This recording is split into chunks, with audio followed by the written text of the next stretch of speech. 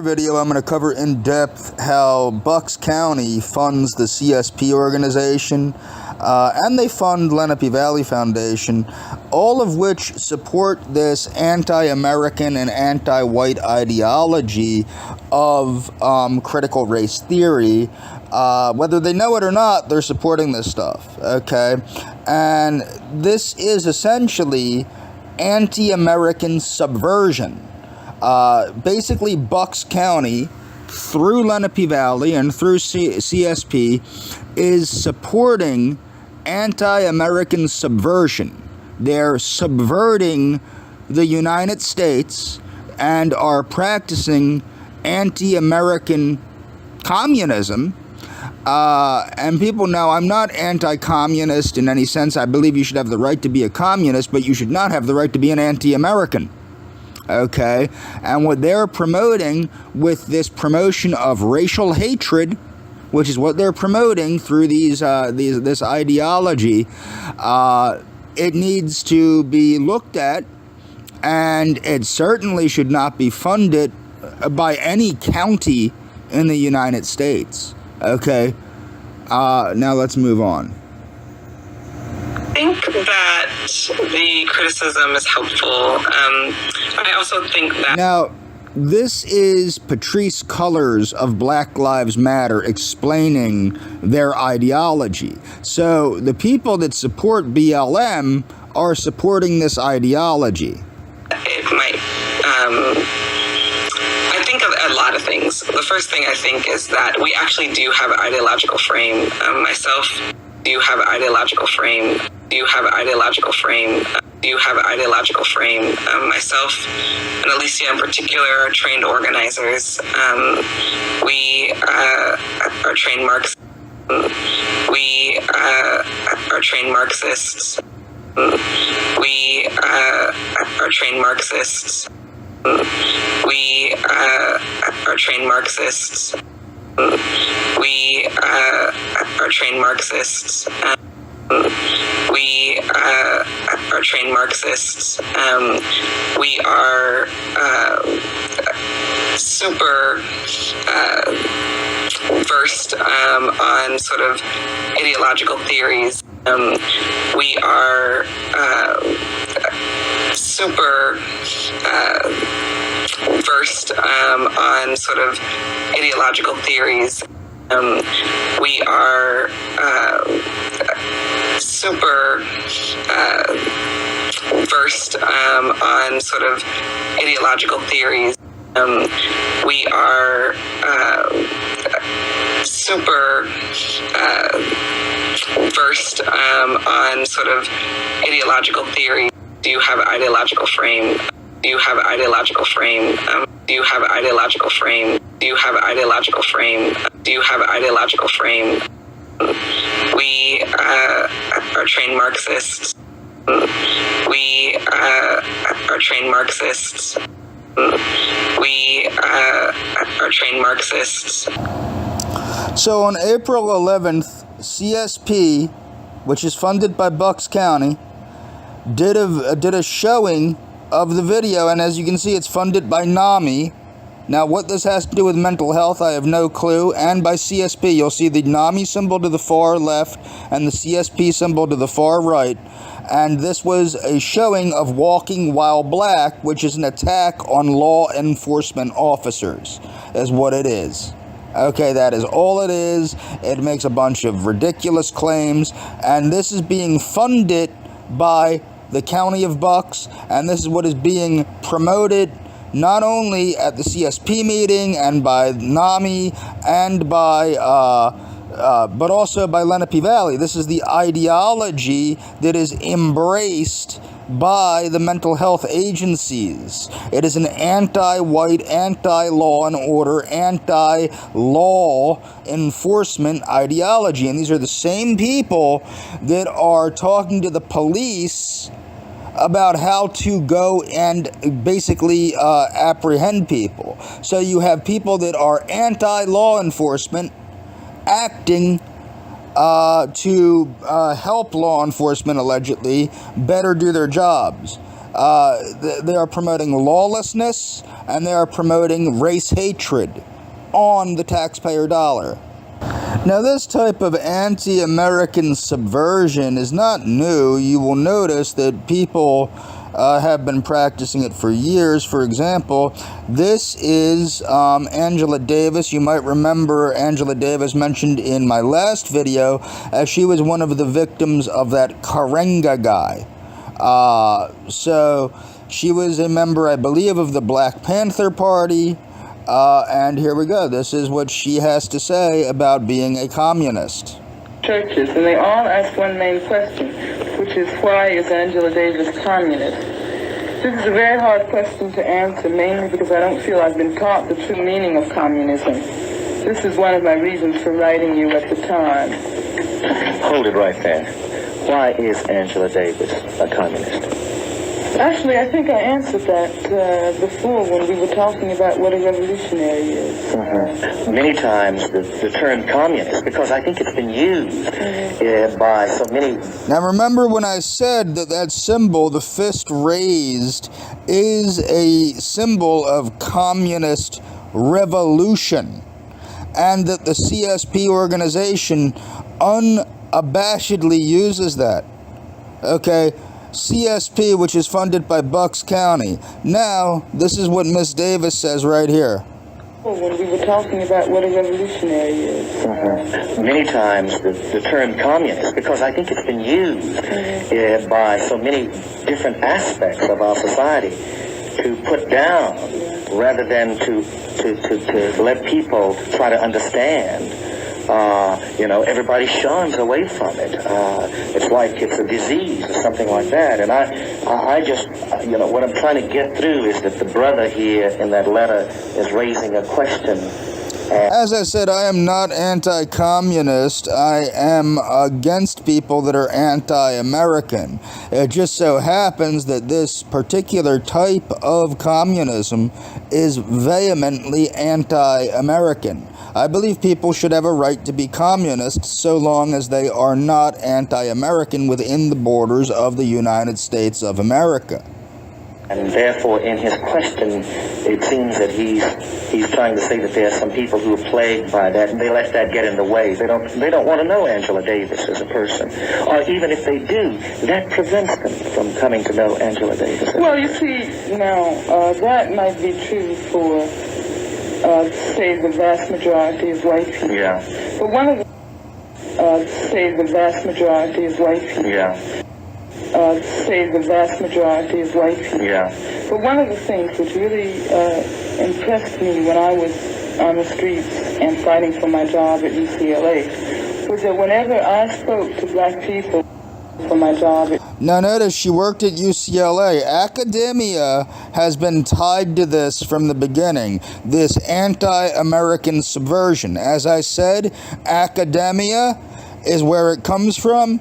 The mental health agencies and the counties and the different lower levels, these are the foot soldiers of this type of anti-American change that is trying to be implemented.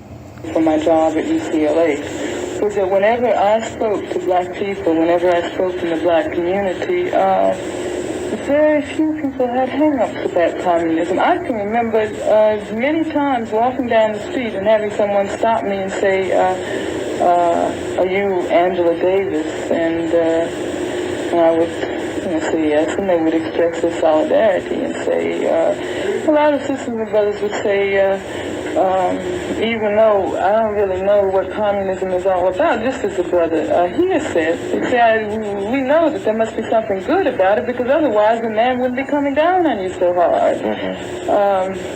So I think that the resistance to understanding what communism is all about doesn't exist nearly as much in the black community as it does in the country as a whole. This letter here is an indication of that. What he's saying is that although he realizes that this country has kept away from him and many of our sisters and brothers the knowledge of what communism is, he wants to know about it. Yeah. And I'm sure that that's, when he says that that's one of the main questions that's asked, I doubt whether there's in the black community at least, whether there's whether they're huge contours of hostility. Yeah, it's just a desire, curiosity to know. And that's simply what I generally say. And I answered the brother and tried to explain in a few words why I was a communist.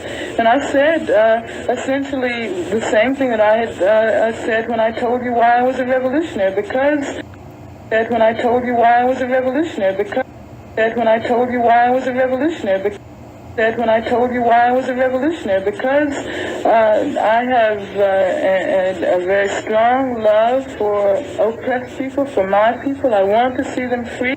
My people, I want to see. My people, I want. My people, I want to see. My people, I want to see. Now imagine if a poor white person said, I have a very strong love for oppressed people, my people,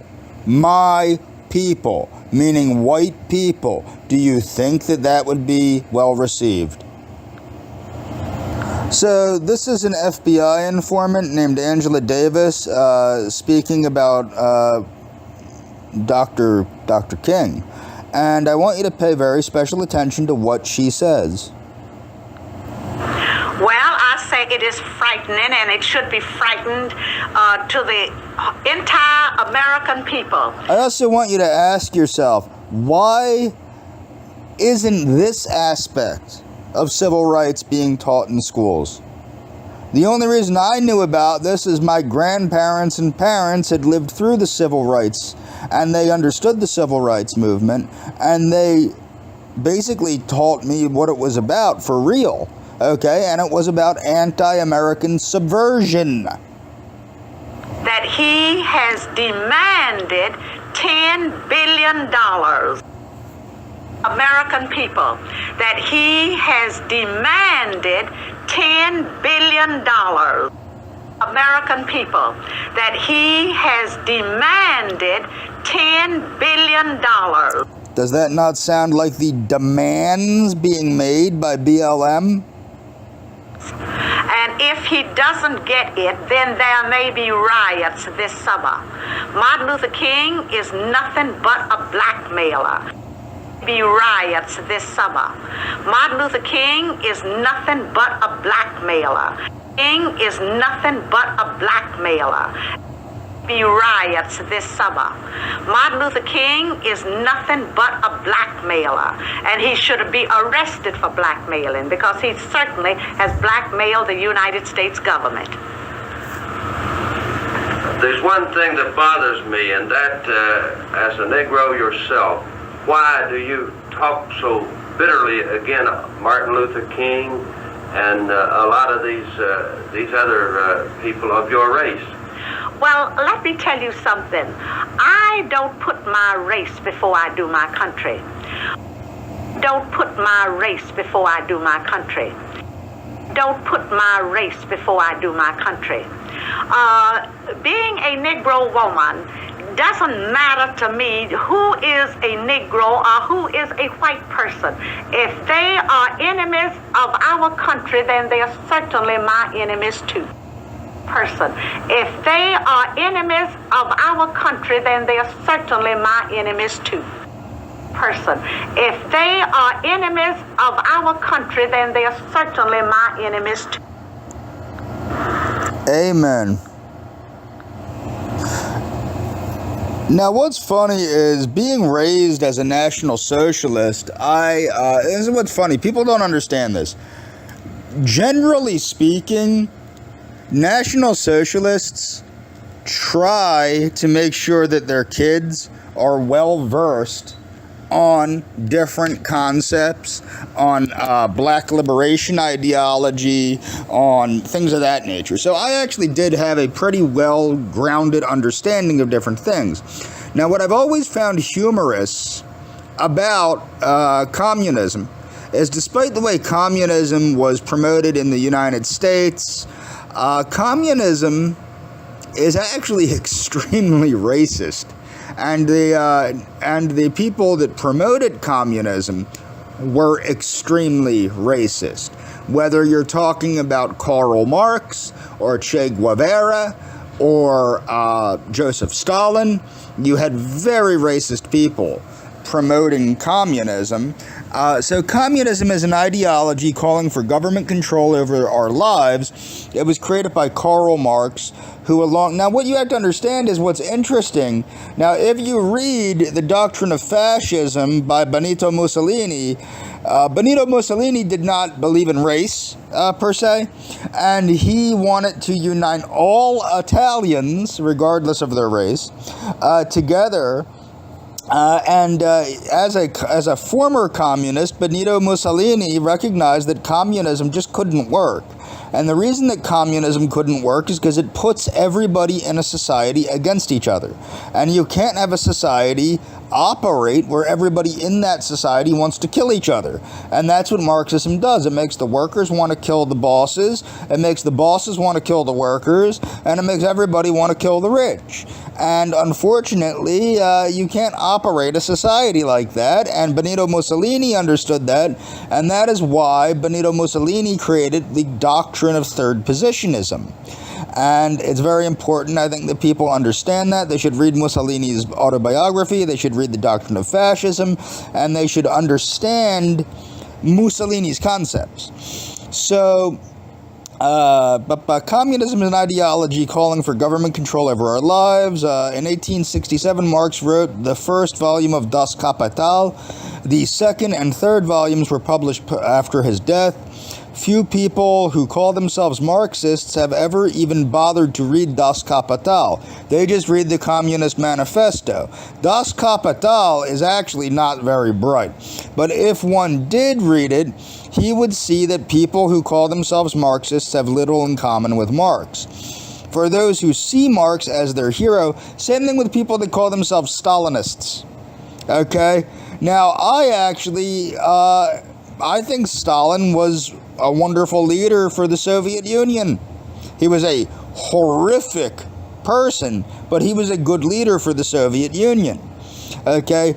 There are a few historical tidbits they might find interesting. Nathaniel Weil himself, a former communist, dug them up in his 1979 book, Karl Marx Racist. For example, Marx did not think much of Mexicans. When the United States annexed California after the Mexican War, Marx sarcastically asked, "Is it a misfortune that magnificent California was seized from Mexicans who did not know what to do with it?"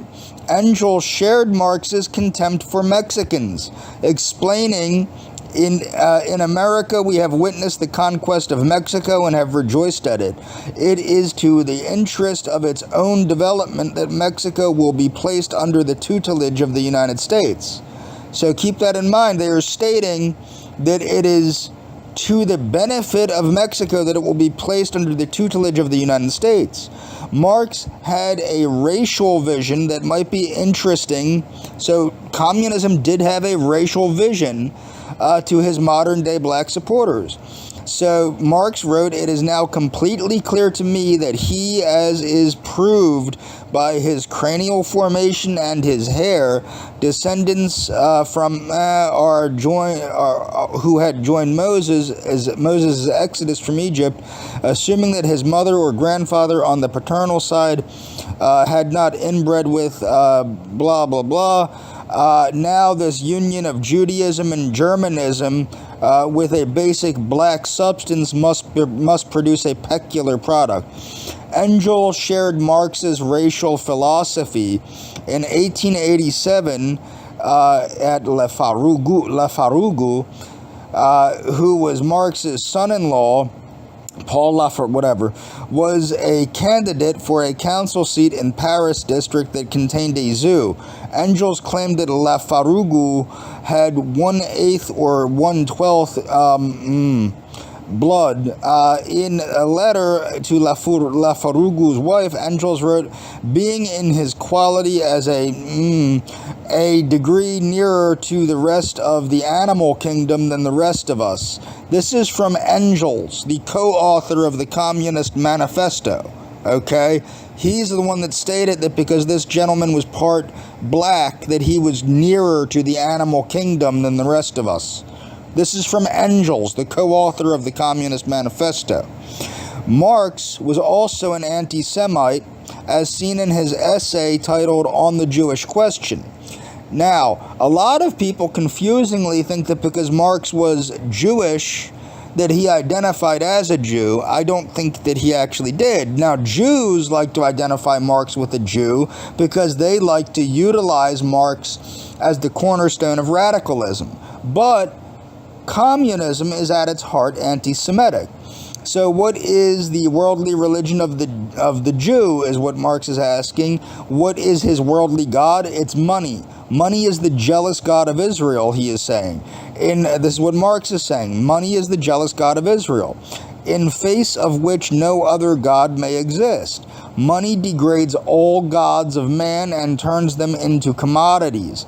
Keep that in mind. Now, I don't necessarily disagree with Marx here, but I also am not somebody waving my fist in the air, nor am I promoting this at county meetings.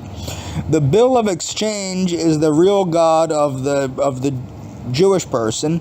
His god is only an illusory bill of exchange. The chimerical nationality of the Jewish person is the nationality of the merchant, of the man of money in general. This is coming from Karl Marx, not the guy that was the Chancellor of Germany. Keep that in mind. The reason they do not condemn the barbarism of communism is understandable, Richard Pipes explains. Intellectuals, by the very nature of their profession, grant enormous attention to words and ideas, and they are attracted to socialist ideas. They find that ideas of communism are praiseworthy, and they are praiseworthy, okay, and attractive. And that is why I don't necessarily assume that all communists are anti-American. That to them is more important than the practice of communism. Now, National Socialist ideals, on the other hand, were, quote, pure barbarism. National Socialist ideals are essentially the same thing that's being promoted today as communism, except instead of it being promoted for blacks and other people of color, but predominantly blacks, National Socialism predominantly promoted the same ideals being promoted by BLM, but for the German people. That's the truth. If you don't believe me, compare them. Do your own homework and compare them. So what people are calling communism and Marxism under BLM are essentially National Socialism under the former German government. Moving on. This is about Che Guevara's racism. I'm not going to get too into this, but people should learn about Che Guevara. So Che Guevara in the Congo, blah, blah, blah, blah, blah. Guevara had particularly dismissive words to say about the rebel leader. Guevara focused on the character flaw of Kabila, noting that he was a hard-drinking womanizer. The racist passages in Che's diaries are also surprising, given that they were certainly censored before release. No shit. Che Guevara was a doctor. Okay, Che Guevara was a white Castilian from Argentina. A Castilian. He was not... Okay, so keep that in mind, but I do recommend people read these things. And I do recommend people read his motorcycle diaries. Che's views on racism smack of similar political opportunism. When it was useful to abandon his previous racial views to fight in the Cuban Revolution, he readily did so. When it was convenient to use racial stereotypes to castigate his Congolese comrades and cover up the deficiencies of his fellow Cubans, he didn't hesitate. But read this on your own. Knock yourselves out. Now, as I've talked about feminism, what about eugenic feminism? Well, what is eugenic feminism? Francis Galton originally formulated eugenics. He saw women functioning as a mere conduit to pass desirable traits from father to son. Okay. In Canada, and that's going to become important, in Canada, all members of the suffragist group, as the famous five, approved of eugenics. So all of the famous five feminists in Canada were eugenists. In the United States, Victoria Woodhull was a feminist and a eugenist. Charlotte Perkins Gilman was a feminist and a eugenist. There was a decline. This is an excellent educational form from Drexel University about birth control, sex education, and eugenic feminism, the peculiar activism of women physicians. I strongly recommend people read this so that they can have a better understanding, a better grounding of what feminism was about moving forward. Compulsory sterilization in Canada. This is about the history of eugenics in Canada. Okay. So eugenics movements appeared in blah, blah, blah, blah, blah, blah. You can read this on your own. But it's very important to understand, that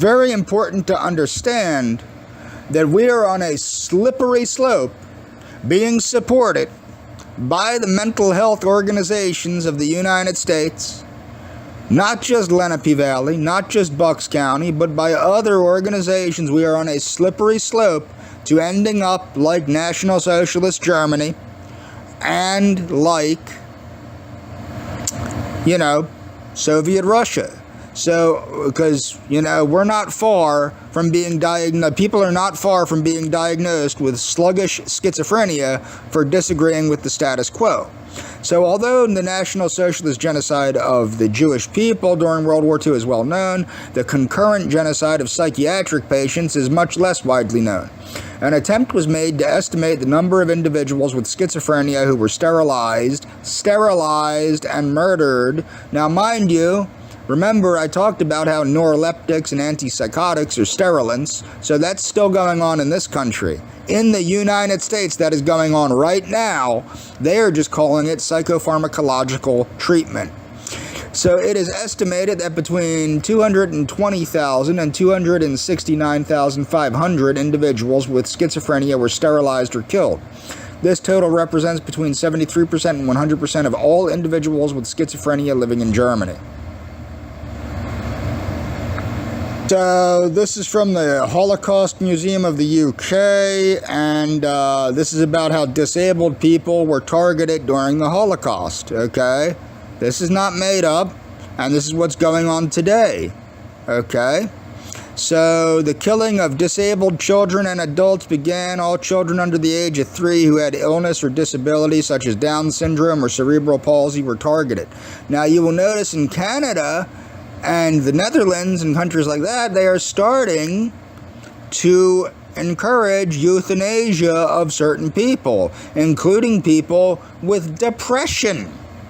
So instead of invoking the concepts of Dr. Frankl, who stated through logotherapy that all lives were of worth and of value, they're stating, you know what, you're sad. Maybe you'd be better off dead, is what they're saying. That's from countries like the Netherlands and Canada. Okay, and they're using equality. They're saying if somebody has a psychiatric disability, how can they discriminate against somebody with a psychiatric disability to receive the same so-called treatment of euthanasia as somebody without a psychiatric disability? I just spoke about this in a previous video. I recommend you look into it. So this is about the criminal victimization of persons with severe mental illness. Okay. The rate of nonviolent criminal victimization was similar to that of the general public. The rate of violent victimization was 2.5 times greater than the general population. So violent victimization of people with mental illness was 2.5 times greater. Being an urban resident using alcohol or drugs, having a secondary diagnosis of personality disorder, and experiencing transient living conditions before hospitalization were significantly associated with being a victim of crime.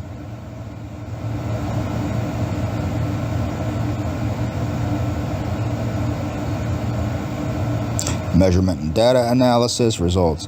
The results were as expected for nonviolent crime victimization. As with the general population, a much higher proportion, blah, blah, blah, blah, blah, unexpectedly, yada, yada, yada. Characteristics of victims, only, you can read this on your own. So, as I had pointed out, people are sterilizing people with so-called mental illnesses today. Infertility is a problem which has gained increased attention, okay? So thorazine, it increases prolactin levels. This again, when it raises prolactin levels, it messes with the ability of the egg to be released properly and for sperm to fertilize the egg. If the egg ain't there, it ain't getting fertilized properly. Same thing with resveratrol, blah, blah, blah. With the prolactin levels, prolactin elevating agents should be questioned regarding their menstrual cycle patterns. Okay, keep that in mind. So, this is from womensmentalhealth.org. These antipsychotics do cause infertility in both men and women. You are being sterilized with your medication. So keep that in mind. I'm going to go over this again about how antipsychotics cause infertility. So 2 generations of antipsychotics, first and second generation drugs, they cause weight gain, endocrine disturbances, sedation, anticholinergic effects, hypotension, meaning low blood pressure, seizures, complications, yada, yada, yada, risk factors, their central nervous system depressants, okay, side effects, yada, yada, yada, how they affect fertility. With female fertility, the great response of prolactin in women is it makes them think they're pregnant, so they're not releasing eggs. Male infertility, so basically it's acting like a birth control pill, okay? Male fertility. So I think, honestly, if somebody is of the Catholic faith, and I'm not a fan of the Catholic faith, but if somebody's of the Catholic faith and they can't take birth control pills, I think it should be brought into question as to whether or not antipsychotics are within the confines of the Catholic faith. Male fertility. Even in men, antipsychotic medications lead to infertility because they screw with your hormones. And remember, hormones are also important if you're into anti-aging. Keeping good hormone levels is important to aging appropriately. It could be causing premature aging. Again, I've already gone over these, but you can read this on your own. I'm going to read it real quick probably, but various psychotropic medications are used in the treatment of psychiatric disorders with a plethora. They are associated with a plethora of side effects. Many side effects of psychotropic drugs can severely impair a patient's quality of life. They can impair a patient's quality of life and decrease their adherence to treatment. Among the relatively neglected and less studied potential side effects of psychotropic drugs is the impairment of sperm parameters and fertility problems with male patients. The article summarizes blah, blah, blah, blah, blah. In general, the reviewed data suggests that these medications can be associated with negative effects on sperm parameters. It screws up your sperm. Now, this could be causing massive problems in the population, and nobody is really talking about it. Everything that I'm mentioning in these videos is linked in the description. Check it out for yourself and do your own research. And that's all for this video series.